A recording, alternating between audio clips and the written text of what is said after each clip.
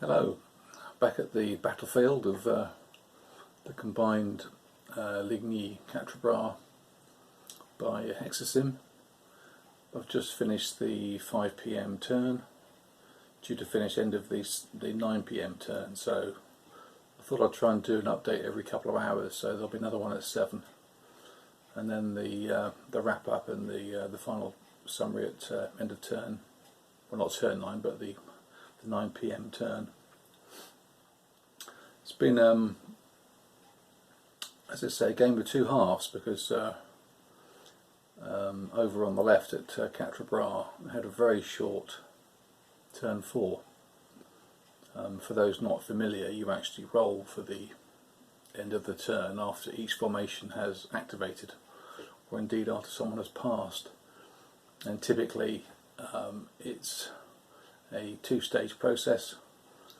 The first stage is you roll a 2d6, and if you get greater than, normally it's a 10, then that ends phase 1, and you go into the second phase of trying to resolve end of turn, and they typically happen a bit easier, so in excess of 9 or something is normally required. But on the 4 PM turn on Quatre, we only got in maybe 4 or 5 activations, so early bath for that turn, and I think that probably hindered the French because they were really looking quite dangerous. Beponchet's units had 3 or 4 routed stacks, many were flipped. Picton's guys had come under a lot of pressure, and it just gave them a breather. They've brought on, the Allies have managed to get on the 3rd Division under Alton, and we had a very long 5 PM turn, and the arrival of Alton allowed them to sort of stabilise and pull back a little bit. A couple of the combats didn't go the French way. You don't have formations in something like, say, a La Bataille, where you have either a line or a column formation. It's a bit more abstract in this, in so much as the Anglo-Allied army get penalised in melee because they are typically considered to be fighting in line. Conversely, the British units get an additional -1 modifier, which is good for firing. That's to represent they're more effective because they were deployed in line, and they had quite good musketry skills. In terms of what else had affected, Kellerman has come on, so we didn't get a chance to bring on any variables on the 4 PM turn at Quatre because it was over before you knew what had happened. The only slight twist to that was that the chance of D'Erlon entering that map was also triggered. So now we've got both of the unknown D'Erlon counters on the map, one heading for Ligny, one heading for Quatre. Don't know if either is the actual D'Erlon. Time will tell. So I think it's turned a bit there on the Quatre. I think the arrival of Kellerman is about 6 or 7 units in the rest of his corps, and they're quite powerful. So that may help. And of course, if D'Erlon is actually D'Erlon and not just a ghost, then that will seriously reinvigorate, for want of a better word, the French chances, although of course at a VP cost. And the complete flip side of that was at Ligny. We had a very long 4 PM turn where everything got to activate, and then a similarly shortened 5 PM turn. Now that had the effect of 5 p.m. is the first turn. You can try and enter the French 6th Corps under Mouton and the Prussian 4th Corps under von Bulow. So neither of those opportunities, not mean with von Bulow you need a 4 or less with a 2d6, so don't pin too much chances on that. I think Mouton is an 8 or less. So, and if you don't get the opportunity, or you decide not to try and trigger a variable reinforcement, it actually gets removed from the turn record track. So that counter's gone now. So that's a 1 in 3 chance of it being the genuine article, and you're not allowed to look, so we don't know. So a very long turn 4, but a very short turn 5 at Ligny. It also had probably the most spectacular melee event, which is maybe worth noting, was at Saint-Amand-la-Haye. There was a reduced Prussian regiment defending one of the chateaux with a flag, so again a fairly key location,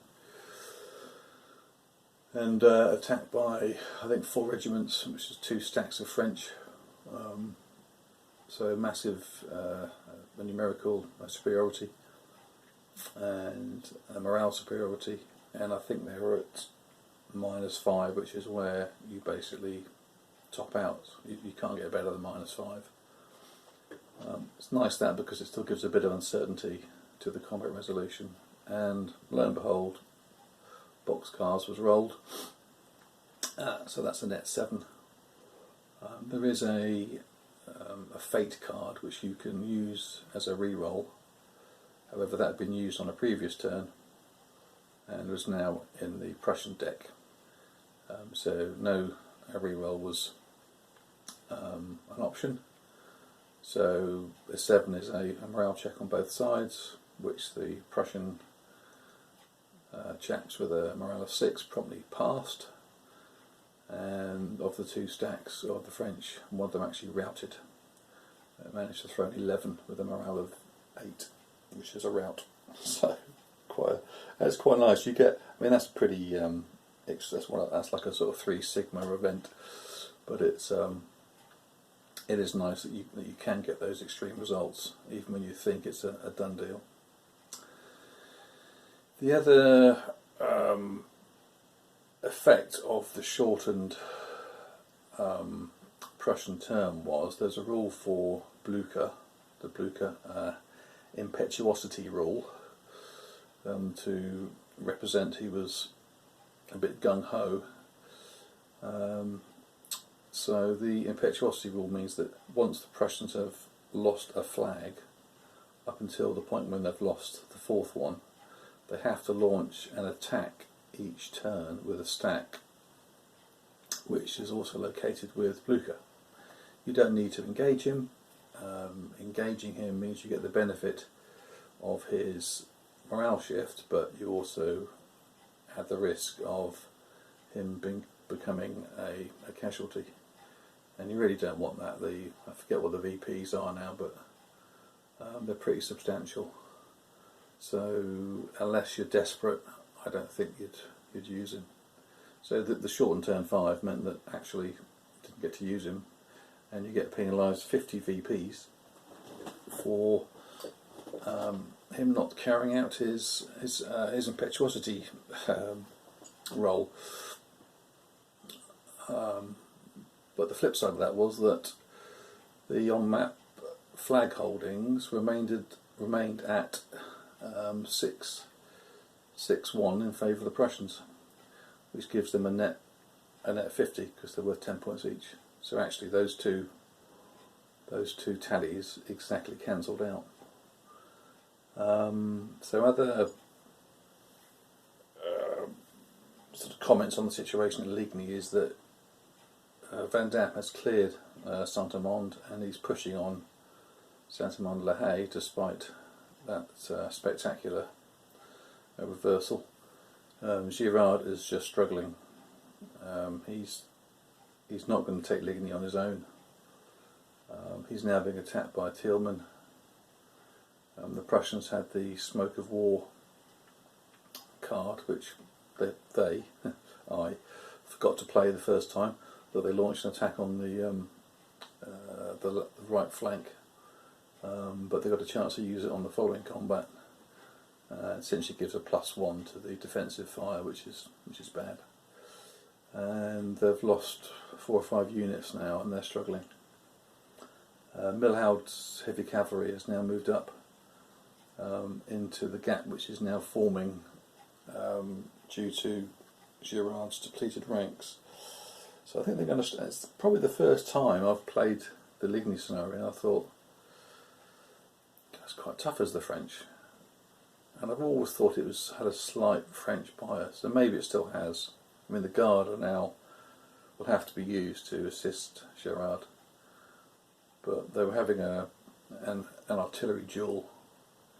The Prussians had pulled back and formed a pretty effective artillery line of their own, not to the standard of the Guard artillery, of course, but they were trading blows, and they're quite happy to do that, really, because the clock's ticking, and if the flag situation stays the same, that's fine by them. It's up to the French to make things happen, and they could really do with Mouton turning up.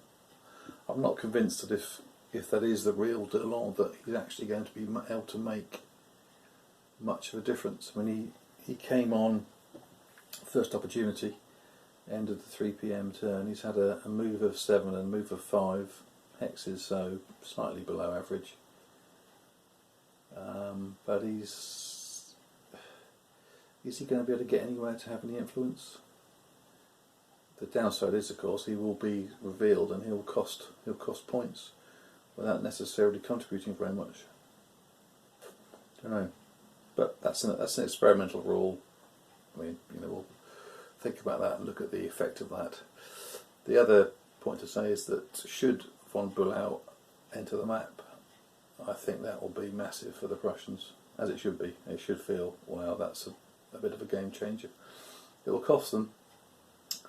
It's about a 1 in 6 chance of having a successful die roll, and on the 6 PM turn, that will cost them the sum of 150 victory points. That's quite a lot, but it's a big formation.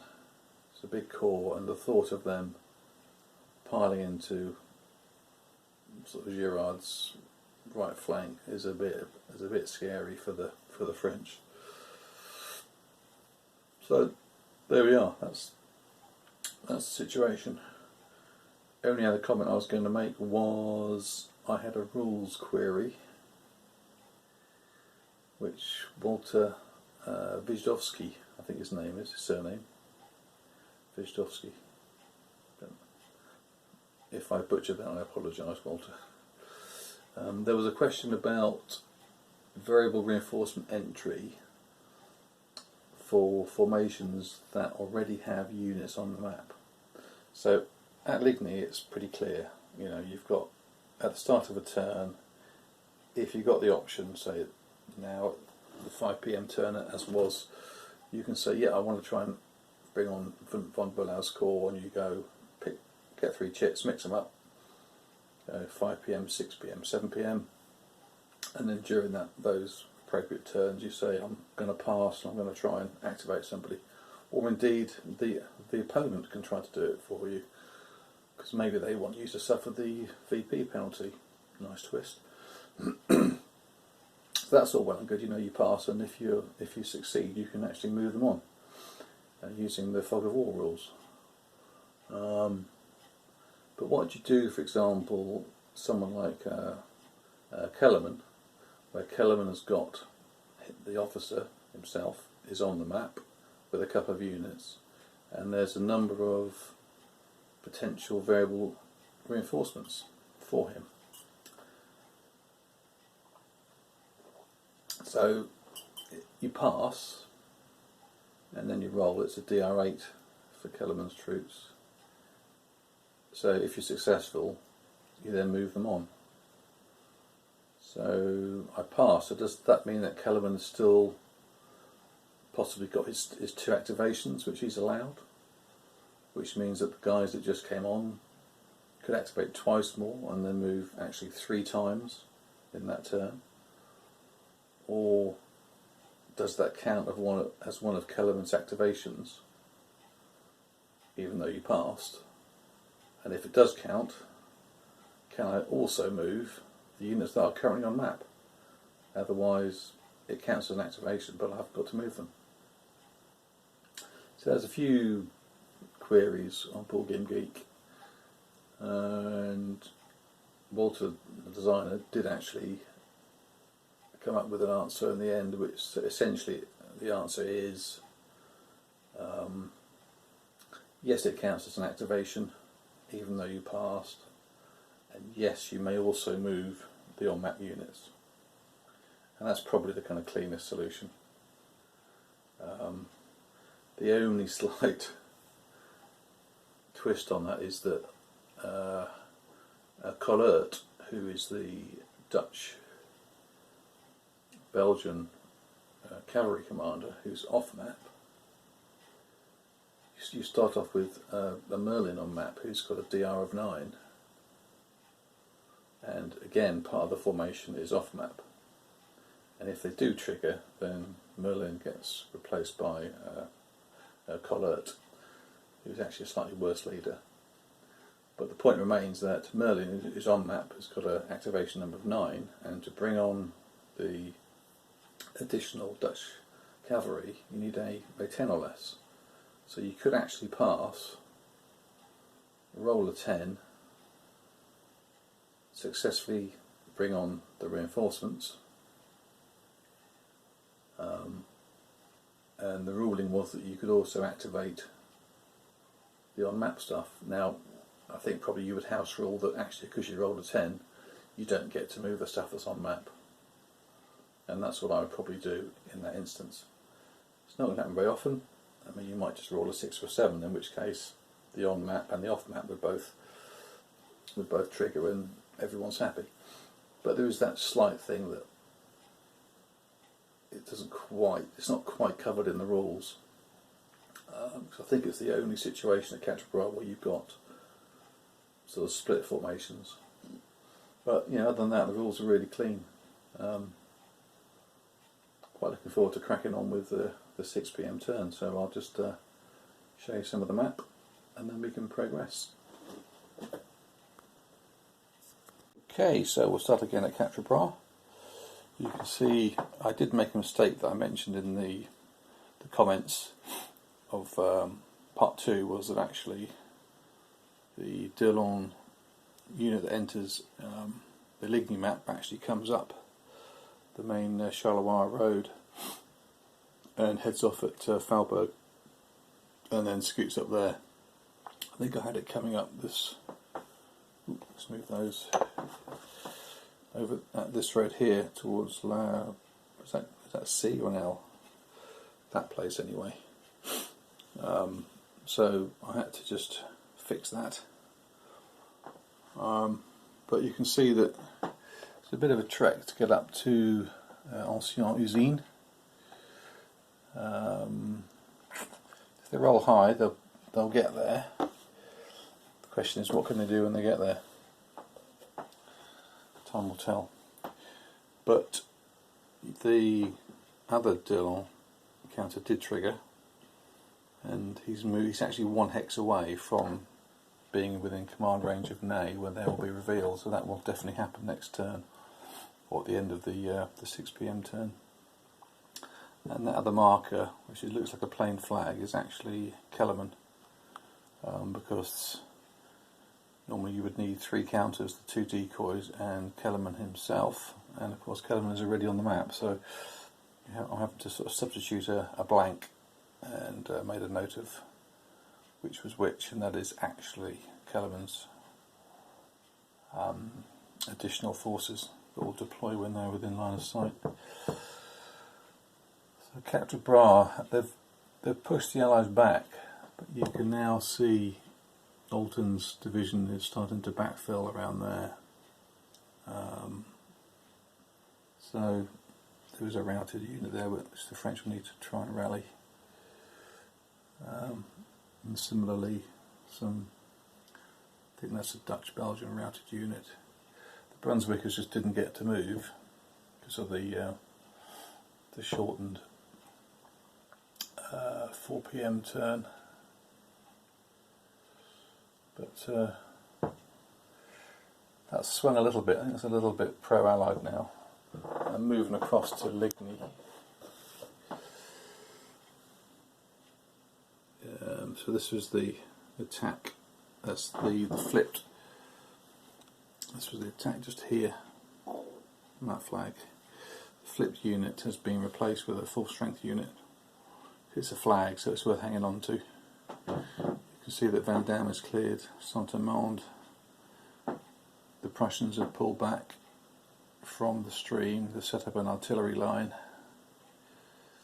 The French Guard have moved up now, put a bit of pressure on the southern part of Ligny. There's the impetuous Blucher wanting to get stuck in at 72 years young. And the very ragged looking Girard's Corps that have been hit by Tillman suffered quite badly, and Milhaud is moving up to fill the gap. Dexelman's on that side, and not much has happened up here. Bit of a standoff. We've not had any opportunity to have new orders, which should potentially allow Pajol to move off more effectively to try and cover the entry on the road to Namur. There we are. So 6 PM turn to follow.